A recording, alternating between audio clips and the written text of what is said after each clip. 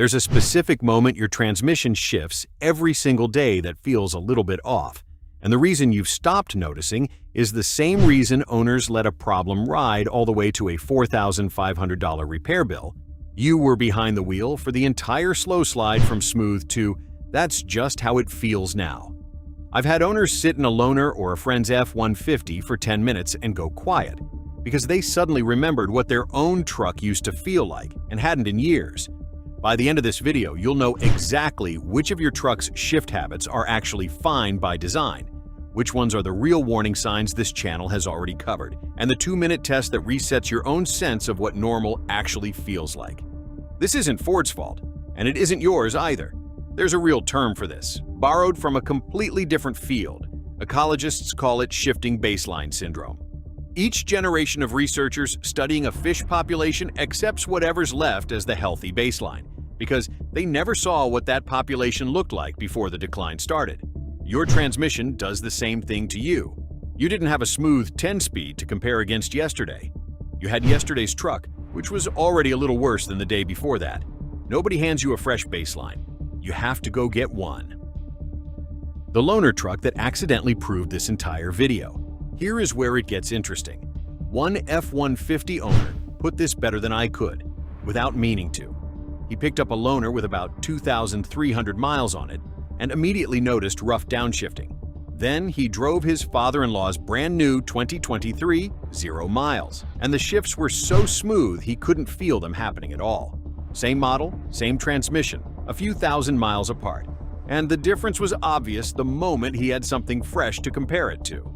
He'd never have noticed his own truck's shift quality slipping if that comparison hadn't landed in his driveway by accident. That's the whole problem in one story. Gradual change is nearly invisible from inside it. A transmission that gets a little worse every week for 2 years doesn't announce itself at any single point along the way. By the time it's noticeably bad, you've already adjusted your own definition of normal to match it 1 week at a time, without ever making a conscious decision to lower the bar. Result, the only way to catch a slow decline is a fresh comparison point, not your own memory of how the truck used to feel. Your memory already adjusted. That's the choice this video is actually about. Not one setting, one part, but where your own baseline for normal actually came from. Not every unfamiliar shift is a problem, and it gets worse before it gets fair. Some of what feels like decline on this transmission isn't decline at all, and mistaking normal by design behavior for a problem sends owners chasing repairs that don't need to happen. In normal mode, this transmission deliberately skips gears on both the upshift and the downshift to save fuel, jumping past gears you might expect it to use, which can feel abrupt if you're not expecting it. Running cruise control at 70 on a road with even slight grade changes, it's completely normal for this transmission to drop from 10th down to 8th, even 7th, then climb back, chasing the torque it needs to hold your set speed. That's the transmission doing its job, not failing at it. Result? Before you assume every unfamiliar shift is a warning sign, know which ones are actually the transmission behaving exactly the way it was designed to. Misreading normal behavior as damage costs you a diagnostic fee for nothing. That is the other half of this choice. Now here's the part of this video that actually matters more than either half of what you just heard. Knowing the difference between normal by design and wearing out only works if you actually know what to listen and feel for in the first place. And this channel has already told you exactly what those signs are, spread across 3 different videos. Hit subscribe now because the next part puts all of it in one place, the way it should have been from the start. The 5-point self-test this channel already gave you. This is where most people get it completely wrong. They wait for one dramatic moment to tell them something's wrong, when the real tells are small, specific, and already sitting in this channel's back catalog. A flare, a brief rev-up with no matching acceleration, specifically between 3rd and 4th gear. A rumble strip feeling at a steady 35 to 55 miles an hour you've been blaming on your tires. A half-second hesitation shifting out of park or reverse into drive. Harsh, specific downshifts. 10th to 6th accelerating on the highway, 6th to 5th braking to slow down, 3rd to 2nd coming to a stop. That feel like a shove instead of a step down. None of those 5 are things I'm introducing for the first time here. They're the specific findings from tearing one of these transmissions down at 150,000 miles, and the specific settings this channel has already shown you how to fix. What's new is putting them together as one deliberate self-test instead of 5 separate things to remember. Result: 5 specific things to check in under 2 minutes, versus waiting for one of them to get bad enough that your own normalized baseline can't explain it away anymore. That is the trade, and it is exactly the kind of thing worth running on a set schedule, instead of only when something already feels wrong.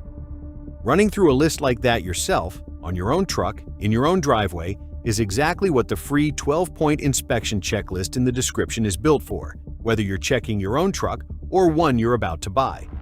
And if you want the full baseline and maintenance path so you're never the owner who normalized a $4,500 problem without noticing, the 5-year survival manual linked there walks through the whole thing, mile marker by mile marker. How to actually reset your own baseline. Stay with me, because the checklist only works if you actually know what healthy feels like, and the fastest way to get that isn't memory, it's a fresh comparison. Sit in a same model F-150 at a dealer lot with low miles, even without buying anything, and just feel the first 10 shifts.